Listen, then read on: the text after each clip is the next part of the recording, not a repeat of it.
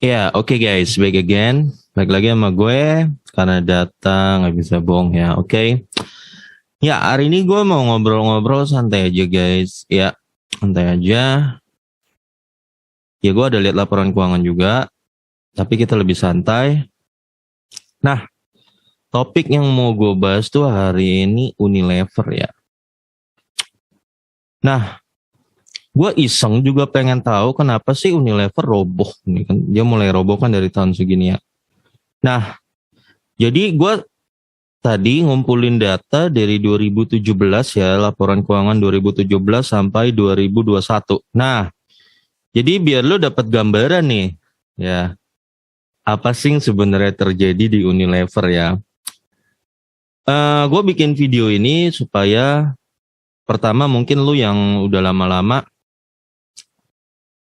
mungkin jadi mengerti gitu. Kenapa sih apa yang terjadi dengan Unilevernya. Mungkin lo bingung kok perusahaan sekelas Unilever sahamnya begini, makin jeblos ke dalam. Nah, ini buat perjuangan gue yang pertama itu ya. Kedua, tujuan gue tuh buat yang para newbie ya, para pemula yang baru terjun di dunia saham supaya tidak terjebak suatu hari kalau ngeliat perusahaan lain yang nanti laporan keuangan nanti mirip-mirip Unilever ya.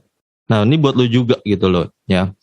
Kalau lu udah mulai gerakan-gerakannya nanti ngarang-ngarang mirip Unilever, lu segera cabut sebelum dia jeblos begini. Ya guys. Jadi gue ngumpulin data dari 2017 ya sampai 2021. Kenapa 2017? Karena 2017 masih naik nih di 2018. Sehingga gue tertarik mau tahu apa dalamannya.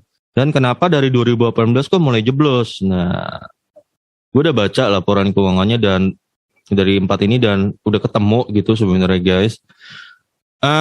Gue cuman bilang bahwa intinya meskipun ada brand nama besar gitu ya guys, kayak seperti ini, tetap guys, lu jangan sampai masukin duit hanya modal nama besar doang, hati-hati ya, hati-hati. Ya, tanpa lu melihat laporan keuangannya gitu. Ya, hati-hati aja sih, gue cuman bilang itu. Jadi, biar nanti kita nggak terjebak. Biar lo nanti nggak bingung kena lagi kasus begini nih. Nah, ini turun, ini saham downtrend guys. Ya, saham downtrend ya. Jadi, jangan sampai lu terjebak gitu hanya modal nama besar dan lu tidak melakukan analisa sendiri. Seperti itu ya, guys. Unilever sendiri bergerak di bidang manufaktur, pemasaran, ya, pendistribusian barang konsumsi ya. Kita tahu lah. Bentar.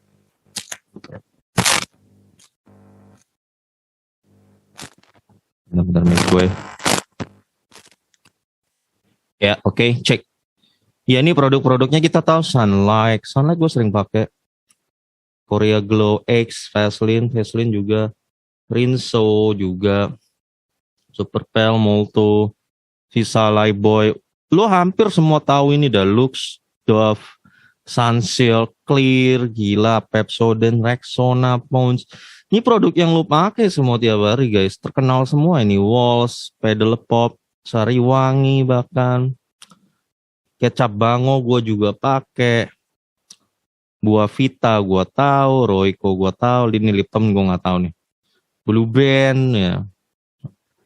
Nah, ini semua produk terkenal guys, ya. Tapi sahamnya begini. Ya, nah ini contoh kasus banget buat lo. Jangan sampai lo taruh duit hanya modal nama, ya. Oke. Ini gue udah kumpulin ya dari laporan keuangannya udah gue ringkasin dari 2017 sampai 2021. Kita lihat apa yang terjadi. Ya, mulai dari kapan nih petaka ini muncul ya? Petaka ini nih dari sini mulai muncul ini kapan ya?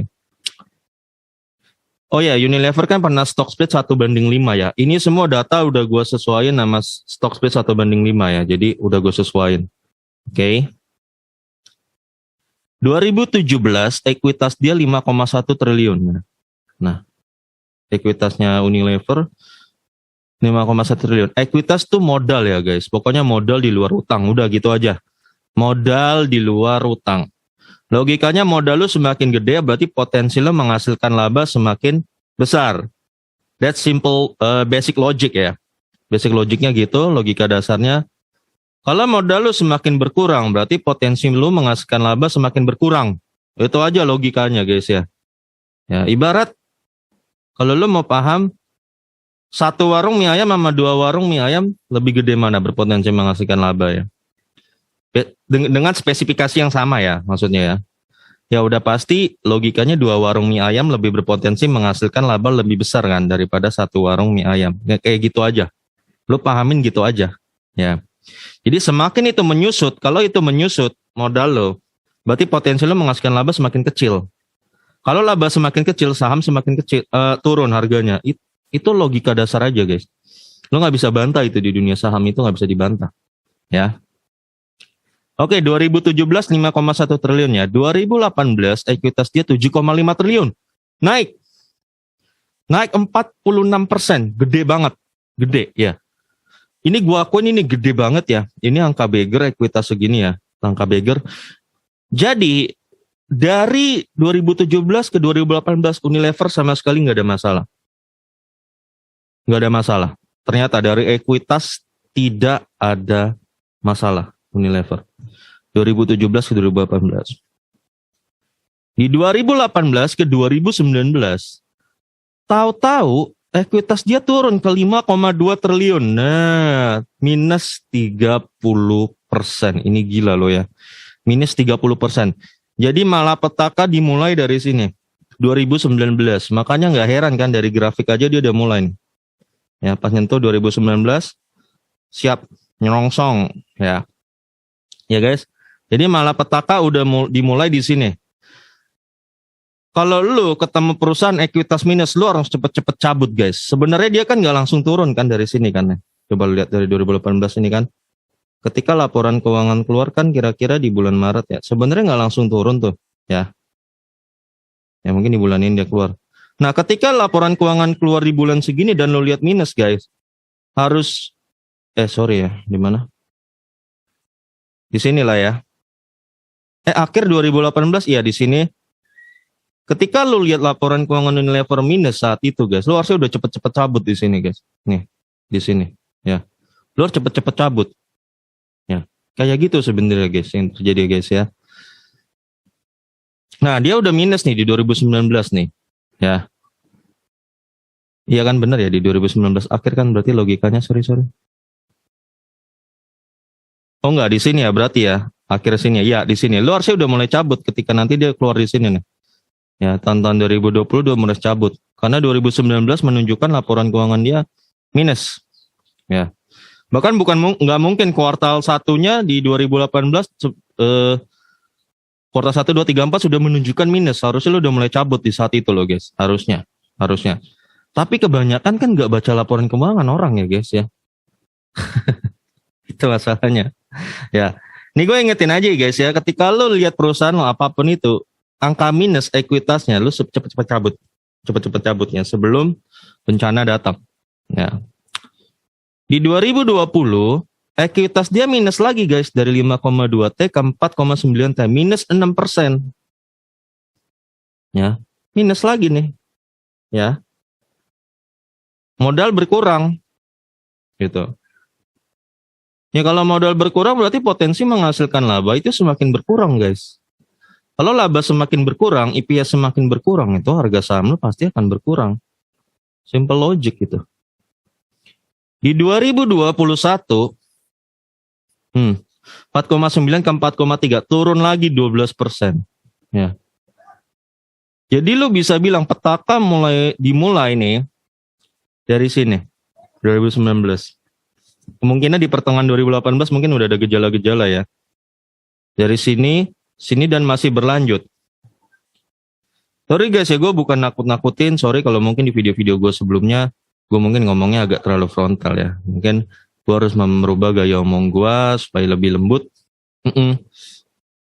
Gue berharap banget sebenarnya Unilever tuh bisa back gitu loh. Semoga sehingga lo yang nyangkut bisa balik duitnya ya. Tapi untuk sementara ini guys, gue kemarin udah lihat juga laporan kuartal 1 2022-nya. Sayangnya masih minus ekuitasnya. Sayangnya ya. Gue bukan nakut-nakutin loh. Sayangnya. Masih minus. Ya. Ya cuman harapan gue semoga dia mulai ada turn around, balik gitu loh, balik ininya, ya, ekuitasnya mulai pulih gitu loh. Gua harap itu harapan gua. Tapi untuk sementara ini belum ada gue lihat ya. Jadi dari ekuitas nih guys, dia mulai problem di 2019 dan 20 masih terus minus. Gue nggak ngerti kenapa bisa minus-minus terus ya. Ya pasti berarti ada keuangannya lagi nggak sehat. Sebenarnya gitu. Gue tuh kenapa gue strict sama ekuitas ya guys? Karena ekuitas tuh modal menurut gue. Orang cuman bisa jual modal kalau dia lagi kepepet. Itu aja gue. Kalau gue logikanya gitu. Sama lu kayak di rumah kan. Di rumah lu punya banyak cicilan. Anggaplah lu ngeredit sana, kredit sini. Ketika udah kepepet lu nggak ada duit. Apa yang lo lakuin guys? Ya. Lu mungkin udah mulai jual TV lu ya nggak? Jual motor lu. Mungkin jual mobil lu. Segala macam. Nah. Lu kalau bisa sampai jual kayak gitu tuh berarti kondisi keuangan lu lagi nggak bagus. Ya lu lagi desperate banget gitu. Nah demikian juga gue nilainya begitu. Kalau perusahaan gue lihat ekuitasnya minus, gue kabur. Kalau gue. Nah kalau lu lihat dari data-data sebelumnya ya Unilever sahamnya. Ini gue suka rujukan gue juga di saham ini ya. Terserah lu mau pakai juga apa enggak. Senang aja. Ini Unilever ya. Dia sebenarnya dari tahun ini dari tahun berapa nih? 2000 ya. Coba lihat data ekuitas dia dari tahun 2000. Sebenarnya selalu naik ya guys, hampir selalu naik tuh. Lu lihat aja. Mana sih? Sorry. Ya hampir selalu naik ya guys, tuh naik ya. Bentar. Nah, iya hampir selalu naik kan guys, naik tuh 2,1 ke 2,3 naik lagi, naik terus dia sebenarnya guys dari tahun 2000 naik terus, naik 3,7 4 ya ini Unilever. Nah ini agak turun dikit, tapi habis itu naik lagi. Naik.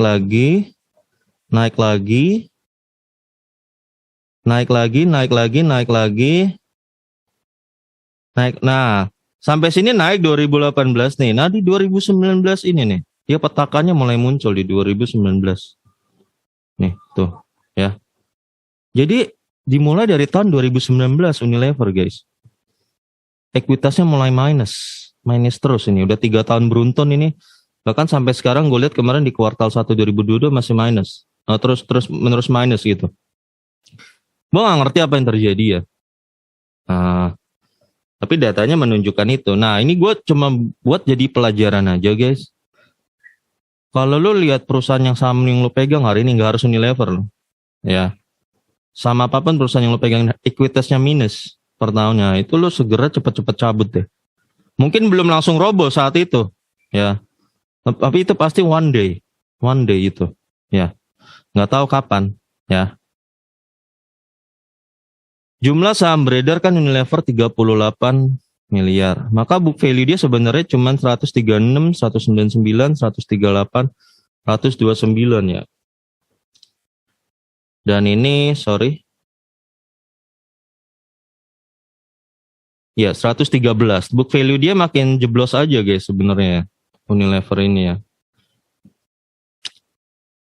Ini harga rata-rata saham waktu itu sempat tembus 10.000, 8.000, 8.400, 7.000 dan 4.500. Makin turun aja guys dari harga sahamnya. Wajar guys. Udah pasti tuh ekuitas minus. Potensi laba yang bisa lu hasilkan semakin kecil. Maka pasti nanti EPS-nya makin kecil per tahun dan itu pasti harga saham lu makin jeblok. Sesimpel itu. Bisa pulih nggak Unilever? Ya sebenarnya bisa. Ya itu tergantung dari manajemennya Unilever sendiri, gitu loh. Bagaimana dia memulihkan situasi bisnisnya dia, kayak gitu loh. Ya bagaimana dia bisa meningkatkan laba yang pertama ya, meningkatkan laba. Kelebihan laba kan nanti menjadi modal, seperti itu kan. Nah kayak begitu baru bisa meningkat. Tapi untuk saat ini gue sampai di kuartal 1 2022 gue belum lihat itu di Unilever. Kecuali nanti mungkin kuartal 2 2022 tahu ada peningkatan yang sangat dahsyat ya. Nah, itu bisa jadi turnaround. Ya. Tapi untuk saat ini belum gue lihat Terus laba ya, kita bahas labanya nih, contoh nih. Laba Unilever 2017 7 triliun. ROE-nya gila banget nih, 7 triliun. Terus 2018 9 triliun. 9 triliun ini naik 29%. Nah, di sini masih oke, guys. Masih nggak ada apa-apa di 2018 ini ya. 17-18 nggak ada apa-apa. Oke. Di 2018 ke 2019 turun labanya 9 dari itu ke 7 triliun. Turun nih. Kenapa? Karena ekuitas turun seperti yang gue bilang tadi. Ekuitas turun pasti potensi lo ngasilin laba lebih pasti turun. 2020 turun lagi laba dia kan 7,1 triliun. Minus 3%. 2021 tambah hancur labanya 5,7 triliun. Minus 19%. Jadi lo bisa lihat dari sisi ekuitas dia sendiri turun dan dari sisi laba pun dia turun. Kalau udah turun berarti ibarat ada bisnisnya dia lagi nggak baik-baik aja guys sebenarnya. Ya, ibarat lo nih punya warung bakso. Sehari biasa yang makan 50 orang. Tahu-tahu sekarang jadi tinggal 25 orang. Otomatis laba lu menurun kan? Ya nggak guys? Menurun nggak? Menurun. Ya kenapa bisa jadi cuma 25 orang? Faktornya bisa macam-macam. Mungkin tetangga lu buka warung bakso juga. Atau mungkin berapa rumah dari rumah lu dia juga buka warung bakso. Sehingga pelanggan lu terbagi dua. Bisa jadi. Ya. Atau mungkin ada lagi saingan lu yang buka lebih murah baksonya daripada lu dan enaknya sama. Bisa jadi. Nah itu membuat laba terkurus begini. Nah ini bisa jadi guys. Gue nggak tahu detailnya kayak gimana. Ya apa yang terjadi. Tapi ini laba jelas jauh. Tuh laba dia nggak bisa nyamain di laba dia 2017. Nah, tambah lagi nih barang sebenarnya PBV kemahalan ya. Unilever ini PBV ini kemahalan ini. Kemahalan. Book value cuman cepet. Oh lo bisa ada di harga 10.000. Tempat tembus 10.000 itu mahal banget guys. Ya. ROE ya, gue lihat 135%, 119%, 139%, 145%, gila, 133%. Gue jujur ya, secara ROE ini memang gila ya, tapi gue nggak percaya itu aja dari dulu gue. Gitu aja. Gede banget nih ROE segini ya. Kalau gue ya, kalau seharusnya di ROE gede gini harusnya ekuitas tuh naik dong itu. Kalau ekuitasnya naik ya mungkin gue percaya. Ya, tapi kalau ekuitasnya minus mulu tapi ROE-nya segini ya membagongkan juga gitu loh menurut gua. Nah EPS, kita lihat EPS ya. Waktu itu 183 naik di 238 ya. Ini ingat ya guys, ini gua udah split bagi 5 ya. Jadi ini udah harga bagi 5. 183 ke 238 ya. Ada lonjakan EPS drastis kan? Ya. Wajar, harga Unilever waktu itu naik, sempat all time high di sini kan, ATH-nya. Di 2019 turun dari 238 IPS ke 193. Ya. Ingat guys, yang tadi udah gue bilang, ekuitas turun berarti potensi lo menghasilkan laba makin turun. Itu artinya IPS lo makin turun. Kalau IPS lo makin turun, pasti harga saham lo turun. Jelas. Ya. Dari 193 IPS turun ke 187. Turun lagi kan guys. Kenapa? Ya karena modal itu udah lenyap. Modal. Ibarat gini, lo tadinya punya 3 warung mie ayam. Ya. Tahu-tahu entah ada kasus apa lah. Lo mungkin banyak utang atau bagaimana lo gak bisa bayar utang. Ya lo harus tutup warung lo. Dari 3 jadi 2. Sekarang gue tanya, 3 warung mie ayam sama 2 warung mie ayam lebih gede mana berpotensi menghasilkan laba?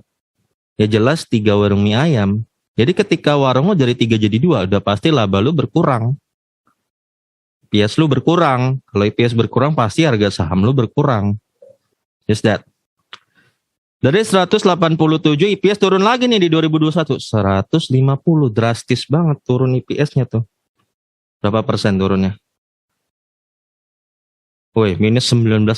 Ya wajar, waktu itu sempat sampai Unilever tembus di angka 3.000 kan. Nah, gue gak mau mendoakan hal yang buruk ya guys. Gue cuma berharap Unilever pulih. Sehingga lo yang nyangkut-nyangkut bisa pulih, bisa keluar. Gitu aja ya.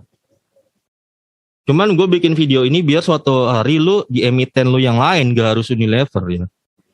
Lu melihat bahwa perusahaan ekuitasnya minus, lu cepet-cepet cabut. Cepet-cepet cabut gitu. Sebelum dia jadi saham downtrend. Ya. Nah, kita lihat dividennya. Ini dividen. Dia bagiin dividen 2017 tuh 183 ya. Ingat ya guys, di angka itu kan gede ya, kalau nggak salah 600-an. Karena kan itu belum stock split 5. Sekarang kan udah stock split 5, gue harus bagi 5. Gitu loh. Dia 183, IPS 180. Berarti dia dapat waktu itu yieldnya hanya 1% ya guys. Wajar karena lo harganya mahal dan DPR-nya 99%. 99% benar-benar dia bagiin buat dividen. 2018 dia bagiin 237. Dari ini IPS-nya 238, dividennya 237. Dia bagi yield-nya 2,68% dan ini 99% juga. Nah, petaka mulai muncul di 2019, 193. Nah, dia cuma bisa bagiin 107. Ya, hanya 50%, 55% DPR dan hanya 1,26%. Ya, dari sini udah kelihatan nih IPS. Lihat ya, dividennya udah mulai turun ya. Ingat guys, ada korelasi yang sangat besar antara dividen dan harga saham. Lu boleh cek aja nanti. Lo tau nggak kenapa BRI itu harganya selalu naik? BRI kenapa grafiknya begini?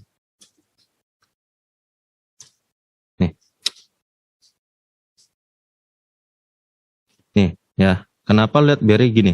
Karena dividennya setiap tahun selalu lebih gede dari tahun sebelumnya. Kecuali yang dividen 2020 ya, karena itu corona. Wajar pendapatan dia menurun nih. Dividen history BBRI ya. Nih, ini gue kasih tau. Kalau lo nggak percaya korelasi antara dividen dan harga saham ini, gue kasih lu buktinya. Ya. Lihat, angkanya BRI itu kasih dividen selalu lebih gede dari tahun ke tahun. Lihat ya. Show more. Nih.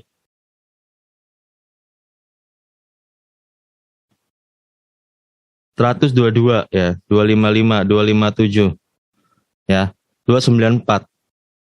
Terus 311, 428 ya. Ini mungkin sempat stock split ya. 3 turun lagi 106, 132, 168 ya kan, lebih gede. Ini 98 karena ini lebih kecil karena corona. Wajar, dia labanya tergores ya. Tapi ketika mulai pulih, BRI mulai bagian lebih gede daripada tahun sebelumnya. 174 lebih gede dari ini kan. 168 ya. Ya kan, lebih gede kan, selalu lebih gede. Dan itu yang membuat BRI grafiknya begini. Selalu naik. Ya. Unilever, dia dividennya selalu makin kecil kan guys. Makanya grafiknya 5 tahun terakhir tuh begini. Downtrend. Ya. Ini kan udah kelihatan nih. Dia dividennya lebih kecil kan, 107.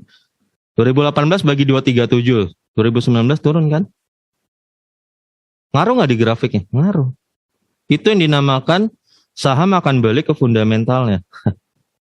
Ya itulah, makanya gue selalu bilang dividen tuh penting ya. Makanya kalau ada yang bilang dividen gak penting ya silahkan aja sih. Kalau gue gak percaya sama teori itu.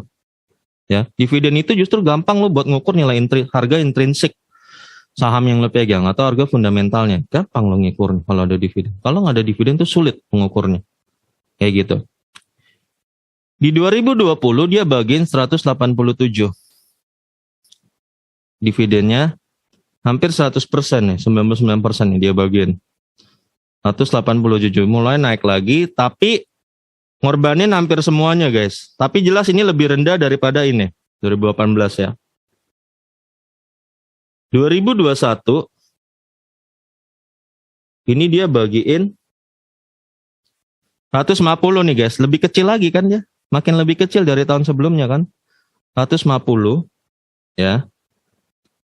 Dengan yield ya, yieldnya 3,28%. DPR 99%. Ini padahal DPR dia terus kasih 99% nih Unilever. Ya guys. pairnya ini ya 3 kali 4 12 ya, karena kan PBV-nya gede ya. Jadi pairnya ya sedang sih. Ya untuk Unilever ya. 30 kali.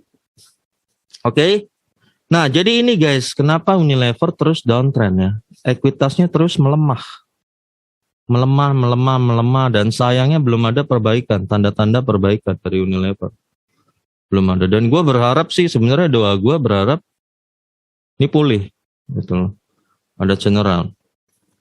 Jujur ya, kalau dari sisi produk sendiri, maaf nih ya, bukannya apa, mungkin ini udah beda kasusnya dari 5 sampai 20 tahun lalu ya. 5 atau 15 tahun lalu. Oke, dulu gue kalau makan es krim Pedal Pop dan Walls itu paling top.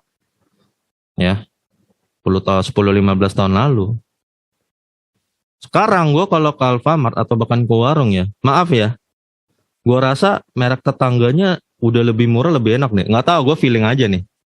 Ya gue ngomong sama lo aja, dari sisi bisnis aja nih ya. Ya, pesaingnya itu dari sisi es krim gue ngomong aja nih. Gue rasa Unilever lagi kurang inovasi deh. Termasuk produk-produk lainnya gue lihat ya, kayaknya lebih mahal ya semua Unilever ya. Memang produk tetangganya kayak pasta gigi semua segala macam. Itu gue cuma ngomong aja nih, apalagi masa lagi susah begini kan. Orang cari pasti yang lebih murah. That's it. Gue cuma bilang gitu aja nih. Ya, gue bukan menjelek-jelekan loh. Ya, jujur dari es krim aja gue ngomong, pesaingnya sekarang udah banyak es krim yang lebih murah. Dan gue jujur, gue pribadi menilai ada beberapa produk saingannya tuh yang lebih worth it loh. Ya, ketimbang Walls dan apa tuh tadi, Pedal Pop gitu loh. Ya jujur gue pernah beli, ya lumayan mahal juga sih. Kayak gitu guys. Ya ini gue bukan jelek-jelekin, ini terserah lo aja. Ya gitu ya, dari sisi bisnis aja gue ngomong dari sisi makro. Jadi apakah itu mungkin yang menyebabkan labanya Unilever jeblok? Nah itu ya guys. Oke guys, jadi sampai sini aja guys curcol gue soal Unilever ya. Di sini lo lihat kan datanya udah jelas mendukung kenapa dia jeblos sahamnya. Situasi ini cuma bisa berubah kalau tahu-tahu Unilever ekuitasnya naik dan labanya naik. Itu akan naik lagi. Tapi untuk saat ini kuartal 1 2022 kemarin gue lihat belum. Masih sama polanya. Masih sama. Ya. Oke guys, sampai sini aja. Sampai ketemu lagi video gue berikutnya karena data nggak bisa bohong ya.